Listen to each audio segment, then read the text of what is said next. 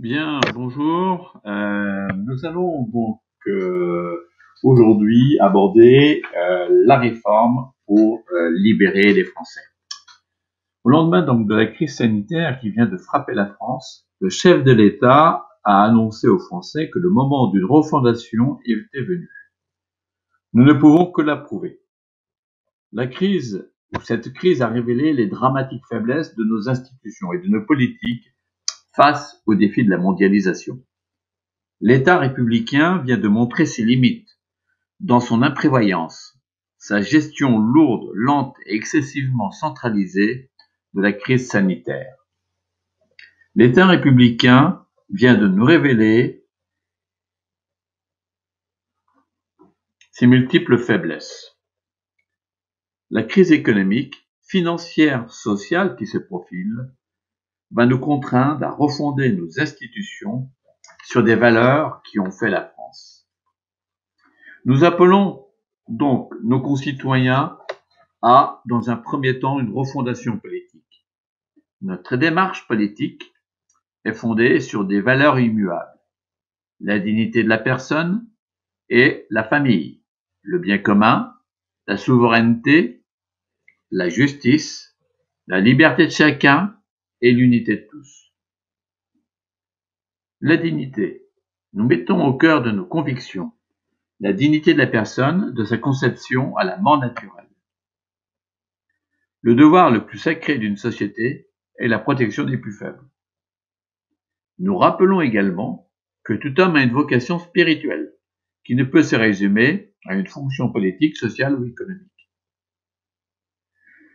Nous voulons de véritables solidarités, des solidarités authentiques, qui appellent la responsabilité de chacun et préservent la dignité de tous. Nous rejetons la solidarité d'État. Deuxième point, la famille. La dignité s'acquiert et se développe essentiellement au sein de la famille. C'est au sein de ce cadre que les enfants se construisent et développent leur vocation propre. La famille est le lieu de l'altérité homme-femme, facteur de créativité et d'harmonie. Notre pays est incarné par les familles.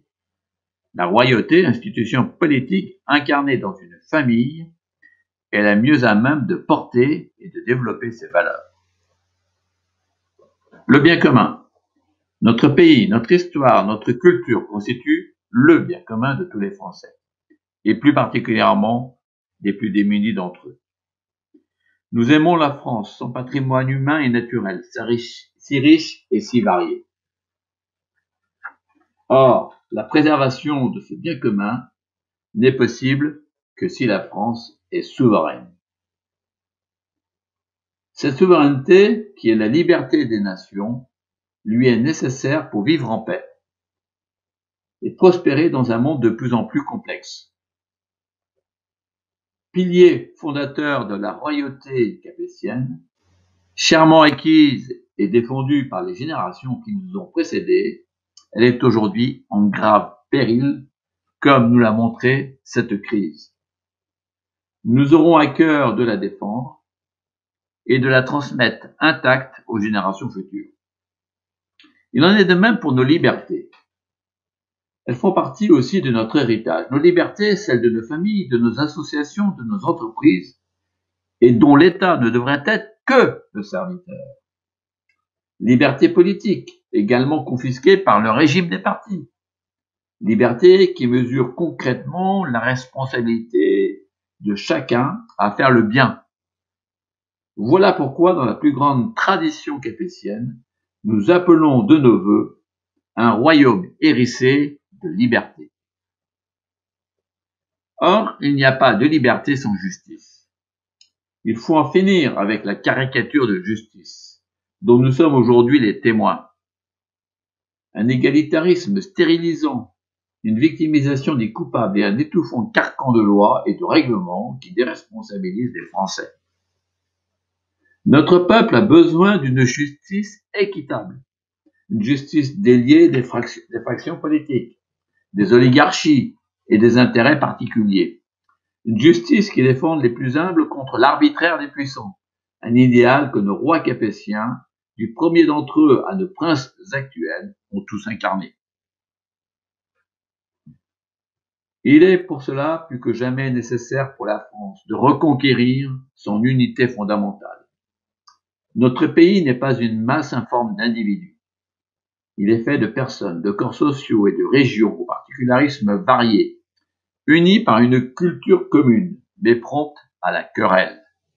Seule la royauté peut non seulement préserver leur identité, mais en plus les réconcilier autour d'une personne, alors que la pratique politique aujourd'hui les divise en partis, clans et idéologies. La cohésion, voilà la force d'une nation. Ces valeurs ont permis à la France de s'élever et de prendre parmi les peuples une place éminente, de construire une société où, plus que partout ailleurs dans le monde, la dignité de la personne est respectée. Mais elles ont été déformées par une idéologie nourrie des plus grandes erreurs et mensonges philosophiques, se propageant dans toute la sphère politique et sociale. Je vous appelle donc tous à cette réforme, à cette refondation politique. Nous devons nous unir derrière ce projet. Nous devons aller de l'avant et ne pas craindre l'adversité. Dans le respect des valeurs que nous avons définies précédemment, nous appelons donc à une refondation politique en France, articulée autour du principe royal, et conduisant à de profondes réformes des institutions politiques et des lois de société actuelles. Devant le désastre que nous observons, il ne suffit plus de chercher à colmater des brèches. Il nous appartient à nous, Français, de reconstruire notre pays, son harmonie, sa prospérité et son avenir. Personne ne le fera à notre place.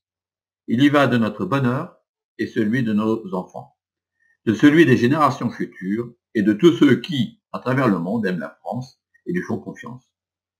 Notre pays doit être libre, respecté à l'extérieur comme à l'intérieur, prospère, uni et solidaire, politiquement stable et capable de transmettre à ses enfants son patrimoine culturel et naturel. Nous voulons que la liberté publique, la paix civile et la dignité des plus faibles soient protégées, que la loi et la justice soient indépendantes des pressions partisanes. Or, le régime actuel est à bout de souffle. Il ne permet plus de faire face. Il laisse dilapider l'héritage culturel et humain des Français. Il les divise par des querelles idéologiques partisanes. Il ne donne plus d'espérance à nos enfants. Il prépare par son impéritie des jours sombres et risque finalement de tourner en dictature ou en anarchie. La République française est au bord de la faillite. Voilà pourquoi, devant ce désastre, nous appelons à une refondation politique pour la France, pour que le pouvoir puisse enfin mener des actions justes et durables, pleinement orientées vers le bien commun et la pérennité de notre pays. Bien entendu, cette refondation s'appuiera sur l'institution royale. Seule une monarchie peut permettre à la France de prospérer, de vivre en harmonie et de préparer son avenir.